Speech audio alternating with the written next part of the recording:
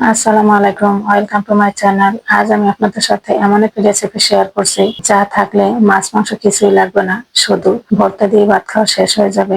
এত মজার এবং পারফেক্ট ভাবে খাওয়া যাবে। আজ আমি আপনাদেরকে তৈরি করে দেখাবো দন্দুলের ভর্তা। আশা করছি এই রেসিপিটা একবার হলো বাসায় ট্রাই করে দেখবেন, ভর্তাটা খেতে কেমন লাগে। চলুন যাওয়া যাক মূল রেসিপিতে।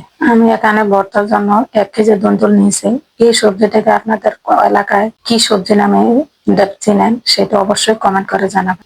দন্দুল গুলাকে ভালোভাবে আমি পিলারের সাহায্যে খোসা ছাড়িয়ে নিয়েছি। খোসা ছাড়ানোর পর আমি এগুলোকে ধুয়ে পরিষ্কার করে ভালোভাবে পানি ঝরিয়ে নিয়েছি। এখন আমি এগুলোকে পিসেস করে কেটে নিচ্ছি। একটা পিসকে 3টাই স্লাইস করলেই হবে, ভেজে নেওয়ার জন্য এসে বেশি পাতলা করার দরকার নেই।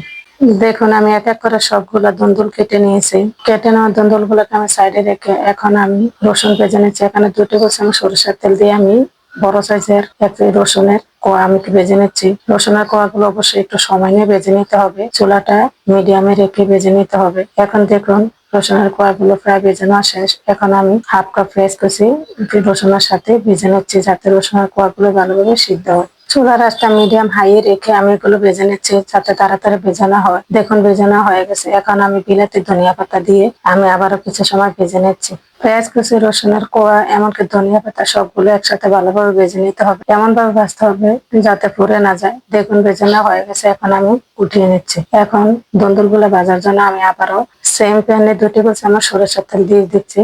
এখন তেলগুলা গরম হয়ে গেলে আমি এখানে হলুদ, লবণ, মরিচ মাখানো আমি দন্দুল গুলা দিয়ে দিচ্ছি। আমি এখানে হাফ চা চামচ লবণ, হাফ চা চামচ হলুদের গুঁড়া, হাফ চা চামচ মরিচের গুঁড়া দিয়ে আমি দন্দুল গুলাকে মেখে কিছুক্ষণ রেখে দিয়েছি যাতে দন্দুলের যে এক্সট্রা পানিটা সেটা বের হয়ে যায়। অবশ্যই এই কাজটা করতে হবে। মেখে নেওয়ার পর আধা ঘন্টা রেস্টে দিতে হবে। এখন দেখুন দন্দুল গুলা আমি মিডিয়াম হাই রেখে ভেজে নিয়েছি। যদি একটু চুলার হিট কম হয় তাহলে আরো বেশি পানি ছেড়ে দিই। দন্দুল গুলা ভেজে নেওয়ার পর আমি এখন ভর্তা প্রসেসিং এ চলে আসলাম। এখানে 5 পিস ভেজে নেওয়া শুকনো মরিচ নিয়েছি। এখানে লবণ দিয়েছি আমার পরিমাণ মতো, 1 চিমটিরও বেশি। আপনারা যে যেমন লবণ মরিচ খান ওইটা পরিমাণ মতো দিয়ে নেবেন। এখন দিয়ে দিচ্ছি মরিচ আর লবণ গুঁড়ো করার পর আমি সেই ভেজে নেওয়া পেঁয়াজ আর রসুনের কোয়া ভেজে নেওয়া যে মিশ্রণটা সেটা দিয়ে এখন আবারও ভালোভাবে মিক্স করে নিচ্ছি। এই পর্যায়ে ভালোভাবে মেখে নিতে হবে। এখন দিয়ে দিচ্ছি আমি ভেজে নেওয়া দন্দুলগুলো, এগুলাও ভালোভাবে মেখে নিতে হবে। যেহেতু হাতে সাহায্যে মেখে নিতে হবে, যদি ভিতরে বিচি থাকে সেগুলো একদম ভেঙে গুঁড়ো হয়ে যাবে। আর এটা ব্লেন্ড করা যাবে না, এটা একদম হাতে অথবা কাটায় বেটে নিলেই ভর্তাটা মজা লাগে। আমার কাছে হাতে মেখে নিলে সবচেয়ে ভালো লাগে। তৈরি করে নিলাম সাদা সেরা দন্দুলের ভর্তা।